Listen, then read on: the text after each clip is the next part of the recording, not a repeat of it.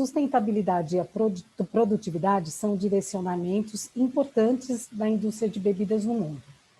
A Tetrared Cap, aquela solução em que a tampa fica presa na garrafa, é uma embalagem que atende a esses conceitos porque facilita muito a reciclagem, melhora a produtividade, além de ser uma importante evolução rumo à sustentabilidade. Para abordar esse tema, convidamos uma autoridade no assunto, Paulo Vilas. Engenheiro mecânico apaixonado, Paulo é coach, consultor e executivo sênior da área técnica com mais de 35 anos de experiência e liderança na indústria de embalagens e envase de bebidas e alimentos. E nos últimos 15 anos, Paulo foi diretor de operações técnicas da Coca-Cola Brasil, liderando projetos da América Latina como a Nova Família Retornáveis, otimização de embalagens, além de outras inovações relevantes. Direto do Rio de Janeiro, Paulo Vilas. Seja muito bem-vindo, Paulo. E quando Paulo Vilas está aqui conosco, certeza que vem coisa boa por aí, não é, Paulo? Boa tarde, Sandra. Boa tarde, Boa Carlos. tarde. Boa tarde a todos que estão conectados. Vocês estão colocando a régua muito alta, né? Mas fato que é um prazer estar aqui com vocês. Já não acho que é a terceira ou a quarta vez. O evento é fundamental para impulsionar, direcionar a nossa indústria para frente, trazendo aí as diretrizes e alinhando os vetores, né? Se todo mundo coloca os seus esforços, as suas competências nas mesmas direções, a gente anda mais rápido, anda mais consistente e mantém o Brasil nessa liderança aí de tantos aspectos que a gente está. Então, hoje eu trouxe um tema que eu acho que é apetitoso, mas que, para a gente capturar todo o benefício, a gente precisa estar junto. Então, o meu objetivo aqui hoje é que todos tenham uma noção do tamanho da oportunidade, como que faz para implementar, para a gente ter conversas depois, e aí fazer o ajuste fino do projeto para cada uma das empresas. Obrigado pelo convite. Perfeito. Nós é que agradecemos. Seja bem-vindo, fique à vontade. Obrigado. Então, vou começar a compartilhar aqui a apresentação.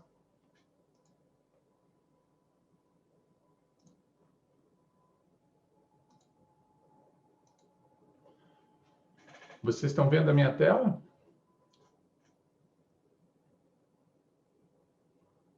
Sim, Paulo, Sandra, tudo certo. Tudo certo, então tá. Tudo certo. Então, começando, o tema que eu estou trazendo aqui hoje tem o título das tampas Tetrared Cap, mas a Reboque traz o novo Finish PET também, o GME 3040, tá? E a reflexão é sustentabilidade com produtividade, lado a lado. É possível e já, now. Uma breve apresentação minha, para quem não conhece, né? Eu tive aqui no cantinho embaixo, no evento do ano passado, também falando de outros temas de sustentabilidade. São 35 anos aí na indústria de embalagens e bebidas, em inovação, manufatura, supply, etc. Sou engenheiro mecânico, muito empolgado, técnico também, e há muitos anos venho fazendo essa conexão da área técnica com o business, né? Como transformar a visão técnica numa alavanca de competitividade de negócio. E a Reboque, sustentabilidade, tem tudo a ver. Ao longo da carreira, tive a oportunidade também de inventar alguns processos, tenho essa patente, participei como coautor de um livro, tenho atuado como professor convidado há 21 anos, lá no Instituto de Macromoléculas, com muito prazer, e recentemente agora presidente do júri da AB. Bom, começando o nosso tema, quando a gente fala da rota da sustentabilidade, ou portfólio de ações de sustentabilidade para embalagens plásticas rígidas, a gente poderia citar aqui os principais pontos, são os 3 R's, né? Então, reduzir.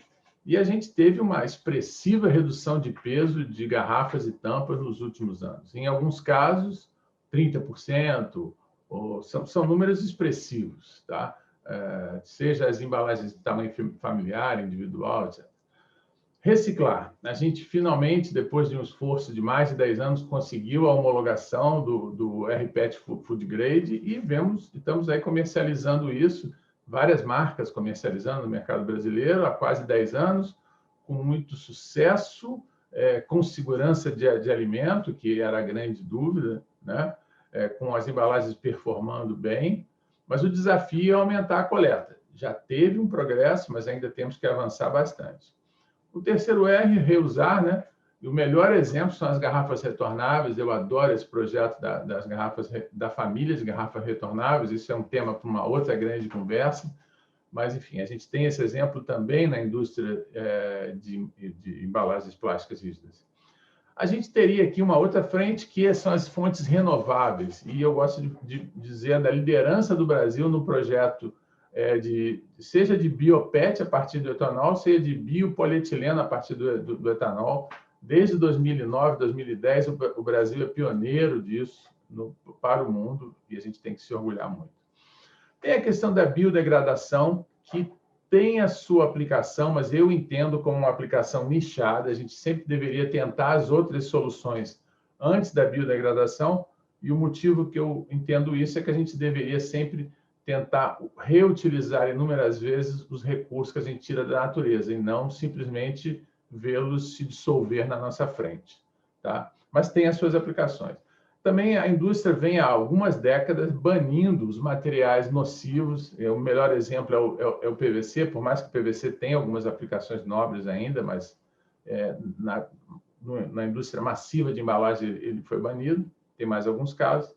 E o último ponto é a análise do ciclo de vida, né, que traz critérios aí objetivos, critérios técnicos objetivos para que os projetistas de embalagem, de sistema de embalagem, tomem as decisões corretas, e também para que as empresas tomem decisões corretas nas suas estruturas, nas suas decisões de plataforma de sustentabilidade. A gente vê que o consumidor está querendo fazer a coisa certa, mas muitas vezes ele vai para o lado errado, confunde, acha que só um material vai resolver, e a gente sabe que a solução passa por um arco-íris de embalagem, cada uma delas aplicada da maneira correta, na ocasião de consumo correta.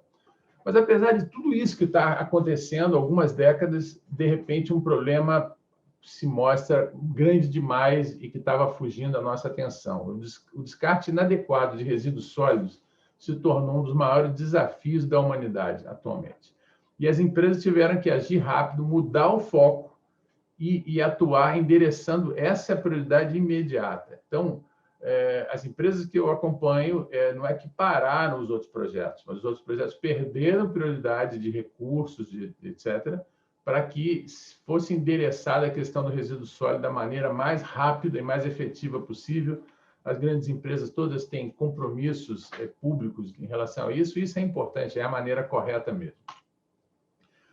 Mas aí surge em paralelo um problema decorrente do primeiro, mas que nem todo mundo tem um entendimento.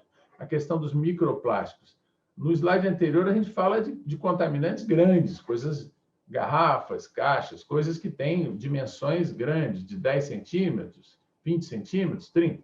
Mas a gente fala dos microplásticos agora. O descarte inadequado acaba dando origem a fragmentos de plástico menores que 5 milímetros, em alguns casos, frações de milímetros. Então, esses microplásticos acabam sendo ingeridos pelos plânctons, peixes, etc., e passam a fazer parte da biodiversidade marinha e chegam ao ser humano, como é óbvio. E aí eles têm impacto na saúde humana, sim, sobretudo no trato gastrointestinal, e aí pode interferir na nossa saúde. E se a gente caminhar para os nanoplásticos, pior ainda, eles podem atravessar a barreira de membrana celular.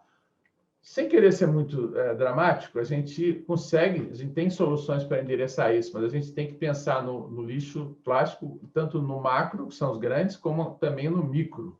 Tá? É uma visão importante também para resolver o problema. E aí, já surgiu há alguns anos a discussão de que a tampa não poderia se separar das garrafas. Tá?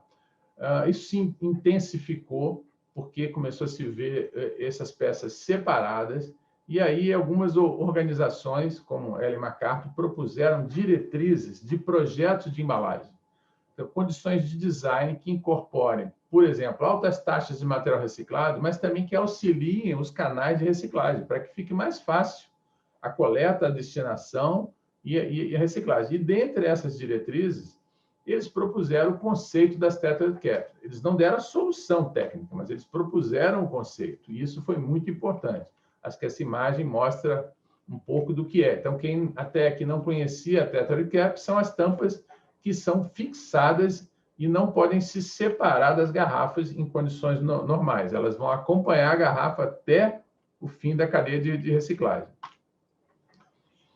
Então, o Parlamento Europeu, a reboque de toda essa discussão, aprovou, em junho de 2019, um documento importantíssimo, que é a Diretiva de Plásticos Descartáveis, que determina ações com impacto a reduzir, com o objetivo de reduzir o impacto do plástico. São várias ações, são várias iniciativas, é um documento muito amplo, mas ele, no artigo 6, ele fala que as embalagens têm que passar a ter um fechamento plástico, no caso a tampa, que garanta que o mesmo, a tampa, não possa ser separado do container, no caso da garrafa. E vai além, ele dá um prazo. Isso tem que estar implantado na Europa até julho de 2024. Então, lançou um desafio difícil, mas possível para a humanidade, desde que todos reúnam esforços, né? Então, daí, então, foi oficialmente lançada a corrida, mas antes de falar da Tetra, eu queria voltar um pouquinho no histórico. Eu gosto sempre de ver o histórico.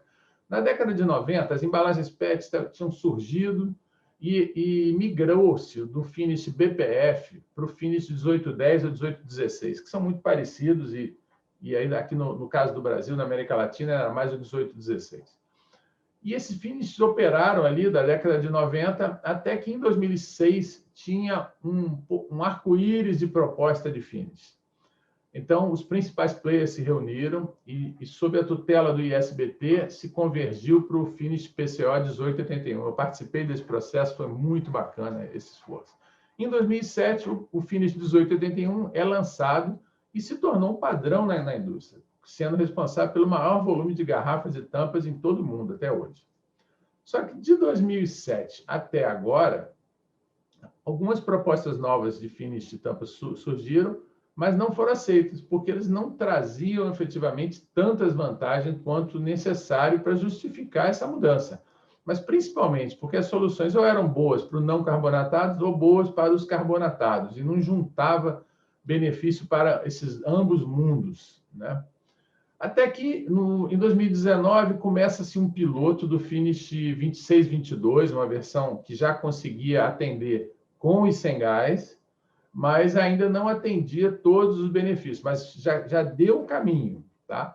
E quando a gente olha para essa figura aqui embaixo, a gente vê que um finish, essa porção de cima aqui, o azul claro e azul escuro, é responsável pelo funcionamento da tampa, no que diz respeito a rosqueamento, reselagem, vedação, hermeticidade. Aí o trecho amarelo e vermelho são responsáveis pela questão de ancoramento da tampa, no caso do Tethered, e a questão de tampa-evidência, a segurança, a violação da tampa.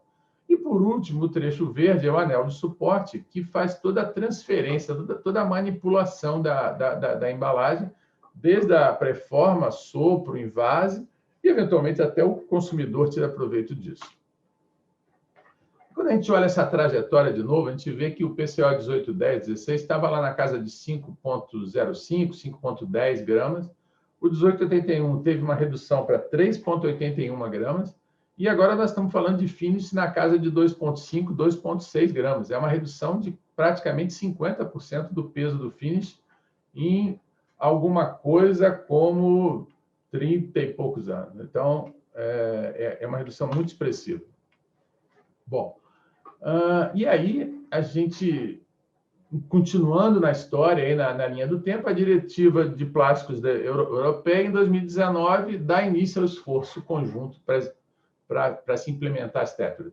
E a indústria de embalagem começou a trabalhar junto para ver como é que fazia para implantar as Tethered nos fins de tampas existentes, buscando encontrar um ótimo compromisso entre funcionalidade da Tethered, conforto para o consumidor, performance da manufatura, impacto, investimento, etc. Só que a conclusão é que o caminho não era por aí. Você tinha muito investimento e não conseguia entregar a performance necessária e, consequentemente, também não tinha payback para isso. Então, Então, se verificou que, na maioria dos casos, o melhor caminho era a implementação de um novo padrão de finish tampa, pois a nova funcionalidade seria incorporada e, a reboque, se traria redução de peso. E aí você tem o trade-off e a vantagem dessa migração.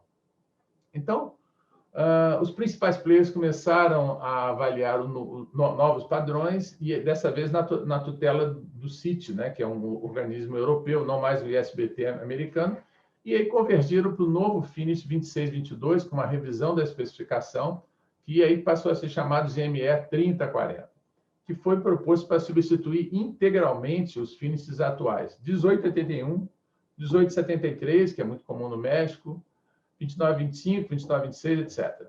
Existentes aí para as principais aplicações de garrafas PET e tampas ao redor do 28 milímetros de diâmetro.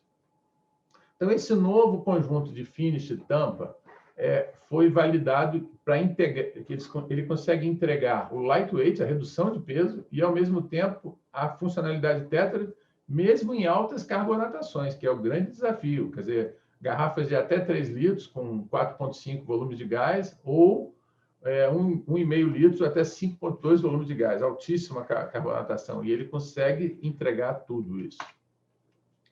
Então, de novo, a gente começa a examinar como é que é esse finish, gente. Bom, a gente vê que ele tem o mesmo diâmetro interno do 1881, tem o mesmo diâmetro abaixo do anel, o que faz com que a migração seja muito fácil. Ele tem um diâmetro muito interessante, ele permite um bom consumo das bebidas pelo consumidor, ele tem uma aparência premium, ele permite uma abertura confortável, né? E a gente vê uma redução de peso expressiva no finish e na tampa, né? Então, é um projeto ganhador. E aí, a Coca-Cola, que liderou uma parte desse desenvolvimento, né, ela trabalhou com seus principais fornecedores e parceiros e desenvolveu uma solução otimizada de tetra do novo finish e ofereceu isso ao CIT e ganhou essa denominação GME 3040. E isso está aberto ao mercado, tendo potencial para substituir todos os finishes próximos a 28. E, ato contínuo, agora, a Coca-Cola anunciou o início de testes e a comercialização das tampas Tetra em embalagens de água mineral numa fábrica na Espanha. Isso é um fato público, tem um link, né? Então, a partir agora de maio, eles confirmam o início da produção. E aí tem uma expectativa, claro, de rollout dessa solução para outras embalagens da companhia, inicialmente na Europa, mas no mundo inteiro. Então, e aqui uma reflexão. A gente olha para a garrafa fechada e olha para a garrafa aberta e vê a tampa ali praticamente a 180 graus. E aí a gente fica pensando, bom, como é que é para desatarrachar essa tampa para abrir? E como é que é para eu beber, sendo essa uma embalagem single serve, ou de até 600 ml, como é que eu vou consumir isso? E a verdade é que já se evoluiu muito, já se consegue abrir com bastante conforto, já se consegue também colocar a boca no finish também com conforto, mas é algo que está na fase de ajuste fino, tá? Então, não dá para dizer que a gente já está na solução definitiva. A gente já tem uma solução que é boa, permite lançar, comercializar, mas é possível que tenha outras soluções ligeiramente melhores. Então, principalmente no que diz respeito à posição da abertura para o consumo e possíveis impactos na manufatura da tampa e manufatura da bebida, principalmente no capsulamento. Então, quando a gente dá uma olhada na tabela de pesos, a gente vê lá desde o 1810, tampa com 2 peças, 1881 com 1 peça, 1881 lightweight. Então, o 1881 com 1 peça, o conjunto pesava entre 6,27 e 5,92, ao redor de 6. E quando a gente vem aqui para o 2622 com tetra, do conjunto vem para 4,44, ou seja, a redução de peso total do conjunto é da ordem de 1,75 gramas. Isso é muito expressivo, tá? Então, só no finish, a redução é da ordem de 1,17 gramas versus 1881. E na tampa, ao redor de 0,60, dependendo de em que estágio de lightweight cada empresa está na tampa atual. E a gente ainda tem a possibilidade, dependendo dos casos, de reduzir o anel de suporte dos 33 milímetros para 31, e aí tem um saving adicional em cima do 1,75 de mais 0,25, tá? Bom, então, caminhando já para o final, aspectos chaves da implementação, ou seja, essa questão da dobradiça, como alguns chamam, tem vários desenhos, eles muito criativos, tem a ver com qual o movimento que é feito para abrir e dobrar, tem a ver com qual o ângulo de abertura, etc. Essas ideias são todas boas e está se convergindo qual é a melhor. E é interessante que se você tem o corte da banda do lacre feito numa máquina de sliter, depois da injeção ou da compressão, você tem a possibilidade de alternar entre diferentes designs. Então, aqui, uma das conclusões é, preferencialmente, para o projeto Tetra, que as tampas tenham a tampa Evidence Band cortada e não moldada no molde, tá? Porque isso vai dar essa flexibilidade para os ajustes aí na hora certa. E aproveitando, falar do formato externo, o ideal é que todos os brand owners, os grandes consumidores, venham a convergir para o mesmo design, para que a gente possa ter intercambiabilidade entre os fornecedores, né? Isso é bom para o supply, evita investimento desnecessário, e também que a gente tenha a famosa marca do ângulo de aplicação, né? O TSI ou o TSM, que foi um projeto nosso aí de mais de 10 anos, que hoje permite, inclusive, medição online, conforme o Marcelo Kozak mostrou mais cedo na apresentação. Falando um pouco como é que faz para implantar. Então, primeiro, falando da implantação do finish. A migração do 1881 para o 2622, no caso, o nome técnico GME 3040, requer adaptações em vários pontos da manufatura, né? O projeto foi conduzido para que os impactos sejam mínimos, mas é importante vocês saberem. No caso das preformas, é uma reforma no molde, que basicamente a mudança está no neck ring do molde. É uma reforma, entre aspas, de baixo impacto, de um investimento, podemos dizer, baixo, e que traz todo esse saving. Agora, dependendo da situação, se você tem um molde velho, uma preforma que está há muitos anos, você faz um double mileage, né? Você aproveita e lança uma preforma nova com finish novo. E aí você tem um save maior ainda. É um convite muito interessante aqui. No caso das tampas, aí não tem jeito. Seja injeção ou compressão, é um ferramental inteiro novo. Ou seja, a injetora ou a máquina de compressão são as mesmas, mas a cavidade ou molde é inteiro novo, né? E a sugestão é que a funcionalidade Tetra seja sempre por corte depois da moldagem, tá? Para que a gente possa decidir o momento em que a gente quer implementar o Tetra e qual a opção de Tetra, tá? E aí depois é só mudar de single sliter para double sliter, que está tudo certo. No caso do sopro, a gente tem alteração, principalmente nas pinças para transferir, alguns mandris por causa da altura, apesar do diâmetro ser o mesmo, e o bocal de sopro. Mas, assim, lembrando que o diâmetro interno é o mesmo e o wall, a espessura é a mesma. Então, assim, traz muito pouco risco para o projeto. É um projeto que já nasce muito robusto. E por fim, o capsulador tem que ter o chuck para o novo desenho da tampa. Dependendo do capsulador, não vai precisar trocar o câmbio. É só um pequeno ajuste de número de voltas, etc., que os capsuladores modernos têm isso, tem um ajuste independente. Então, não deveria ser muito traumático no capsulador, não.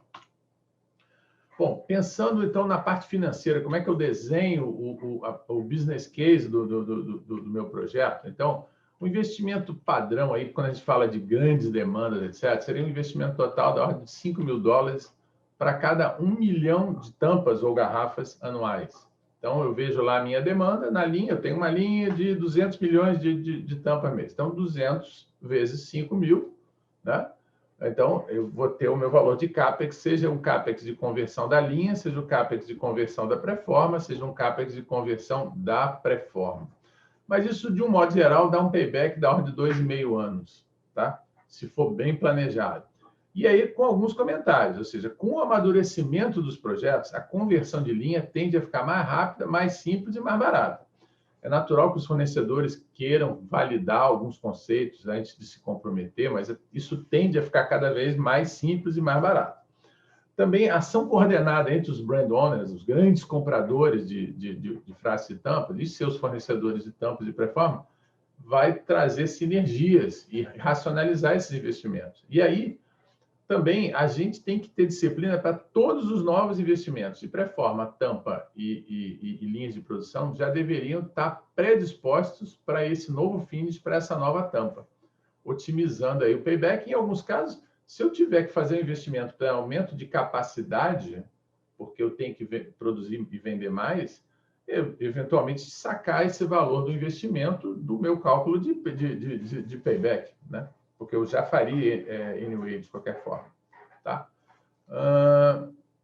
E aí, pensando na estratégia, a estratégia de implementação, no caso da tampa, a ideia da tampa Tetrad, ou melhor, invertendo.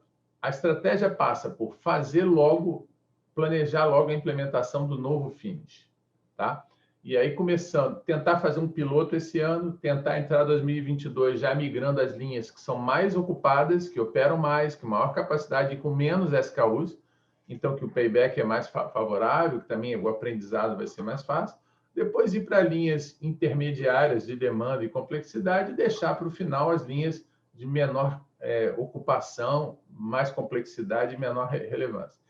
Mas o que a gente está vendo aqui, aí voltando para a tampa, é que a gente pode entrar com a tampa nova sem a função Tetrad. Por quê?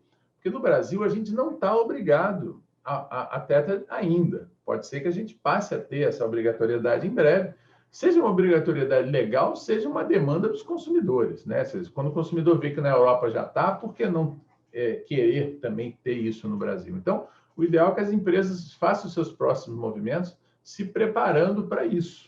Então, mas a gente não precisa trazer esse problema para o momento zero. A gente implanta um novo finish, a nova tampa, mas sem o Tetrad. Opera alguns meses e aí, no momento certo, um ajuste somente da operação de sliter, passa de single sliter para double sliter e implementa a Tetrad sem nenhum investimento adicional. Tá? Então, essa é a estratégia vencedora. Então, desde junho do ano passado, a gente tem o finish novo já definido. Esse finish, em princípio, não recebeu mudanças. Então, o pessoal de pré-forma já pode se preparar. Então, a estratégia, de novo, é desacoplar a introdução do finish da funcionalidade Tetrad. Então, trazer o finish novo predisposto para Tetrad, mas a tampa com o corte de banda de lacre convencional, single sliter. E aí faz a conversão. Começou, está dando certo, ok. Aí implementa o Tetrad na etapa seguinte, sem nenhuma complexidade, né? E isso não compromete em nada o payback do projeto, a rentabilidade do projeto, tá? Mas é importante que os projetos de tampa sejam tampas em que o corte seja fora da moldadora, seja injeção, seja compressão. E aí, então, qual é o objetivo? Tornar esse novo finish o padrão para todas as aplicações próximas a 28 milímetros, substituindo 1881, 1873, 2925 e o antigo 26 milímetros. Seja em carbonatado, seja em não carbonatado. Ela está aprovada até 5,2 volumes de gás. Todos os investimentos em linhas e moldes já estejam alinhados com esse padrão. Tentar começar o piloto esse ano ainda e começar a virada, a migração das linhas no ano que vem, atuando da maneira mais coordenada possível com todo o supply, né? E deixar o Brasil apto para implantar o Tetrad, tão logo a gente entenda que seja o momento. Último slide. Então, a Tetrad Cap e o Finish 3040 trazem benefícios claros de sustentabilidade e já estão em fase de pilotos de comercialização. Então, não é futuro, é presente. Eu recomendo iniciar já o planejamento para a implementação desse novo finish e das tampas Tetrad, inclusive tomando proveito dos novos investimentos todos apontando para isso. O finish 3040 deverá ser o novo padrão, substituindo todas essas variações que a gente tem, inclusive ganhando em sinergia, que hoje a gente tem algumas variações, 3 finishes vai ficar com um só. Isso, sob o ponto de vista de supply, é excelente. Essa solução traz um benefício econômico forte, de uma redução de peso de 1,75 ou 2 gramas se mudar o anel de suporte, e um payback inferior a 3 anos, a implementação vai ser tão exitosa quanto melhor planejada for, etc. Então, sustentabilidade e produtividade andando juntos, lado a lado. Fecho aqui a apresentação, abro para perguntas e vou ter o prazer de debater com vocês. Quem quiser debater sobre esse assunto, vai ser um prazer. Sandra e Carlos. Muito bom, sensacional, Paulo. Como sempre, você é mesmo uma autoridade no assunto. Parabéns. Obrigado. Parabéns. E quantas as vantagens, né, dessas soluções? Muito interessante. Paulo, eu vou passar para o Carlos, porque nós temos várias perguntas, talvez até nem dê tempo de fazer todas. Mas, por favor, Carlos. Oi, Paulo, parabéns pela apresentação. Realmente é uma tampa que a gente fica curioso e aqui o pessoal, pelo número de perguntas, realmente tem bastante dúvida. Eu vou começar aqui com o André Luiz de Aragão. Ele pergunta como fica a conversão dos moldes de injeção para o novo finish. Então, eu mencionei isso lá. Molde de injeção de pré-forma é uma migração na região chamada neck ring do molde, que incorpora anel e toda a parte de rosca. Agora, se ele tem uma pré-forma antiga e quiser aproveitar e fazer um lightweight, desenha a pré-forma inteira nova e salva, ao invés de 1,75, salva mais, né? E o projeto fica mais atraente ainda. Se ele estiver falando do molde de injeção de tampa, a injetora está toda preservada, a máquina de impressão de tampa, mas a cavidade de injeção é inteira nova. Tá, ok. Agora aqui, ó, o Vicente Durazo, nosso amigo lá da Reut, um abraço para o Vicente também. Ele parabeniza você e pergunta como será feita a reciclagem da tampa plástica e garrafa PET se são processos distintos. Vicente, o que acontece? A gente não pode resolver um problema e criar outro. Quando a gente, no sistema atual, separa a tampa da garrafa, quem está reciclando a tampa, muitas vezes, é a tartaruga ou o oceano. Então, quando a gente acopla a tampa na garrafa, vai complicar um pouquinho nas unidades de reciclagem? Vai. Mas é muito melhor você investir num moinho melhor, num screener melhor, numa etapa adicional de flotação, etc., do que deixar para o oceano ou para a tartaruga fazer esse trabalho, né? É possível, investimento pequeno. Inclusive, hoje, quando a gente fala de reciclagem, a gente só pensa na aplicação econômica da garrafa. Sempre que a gente vai dizer, eu quero reutilizar a tampa, todo mundo corre disso. Mas a tampa é um polietileno belíssimo, um dos melhores grades de polietileno que tem que ser reciclado, seja para garrafeira, seja para nova tampa, para qualquer outra coisa. A gente sabe que, no caso do polietileno, é difícil você atingir o grau food grade, mas tem tantas aplicações de injeção e é um polietileno maravilhoso, tá, Vicente? Eu acho que a gente não pode correr desse desafio, não. Paulo, a nossa audiência aqui está realmente bem legal e eu vou te falar, eu até peço desculpa para o pessoal, que a gente está um pouquinho atrasado no horário, mas é que realmente tem muita pergunta, o conteúdo está bem interessante, então a gente está tentando passar o máximo para a audiência Carlos, um material bom. Eu faço um desafio. Vamos abrir uma matéria na revista e a gente cita todas essas, responde todas na próxima revista. Tranquilo, vamos fazer isso então, tá aberto, está aceito o desafio. Perfeito, Paulo, perfeito, acho Tem uma ótimo. aqui, ó, a audiência está tão boa que o nosso amigo lá que está sempre com a gente, participa sempre dos nossos do Beverage Day também, o Marcelo Petramalho, lá da Bélgica, ele está perguntando para você o seguinte, primeiro parabenizando pela apresentação, muito interessante, e ele pergunta se esta tampa é linerless. Sim, sim. Olha, Marcelo, eu venho trabalhando na migração da tampa liner para linerless, ou seja, de 2 para 1 peça, desde 2009, e só tem vantagens. Então, assim, hoje, a única aplicação que a gente não conseguiu tirar de 2 peças para 1 peça foi a tampa de RefPET, porque o finish de RefPET ele sofre muita agressão durante o ciclo de comercialização, e uma das exigências da tampa uma peça funcionar bem é ter um finish perfeito, íntegro. E no RefPET você não consegue garantir tanto isso. Então, com exceção do RefPET, a tampa deverá, no meu ponto de vista, ser sempre uma peça. Tá? Então, a resposta é sim.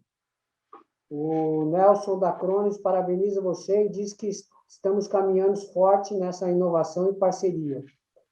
O Homero Guercia, um abraço para o Homero também, ele pergunta de que forma a permanência da tampa na garrafa contribui para a redução de microplásticos.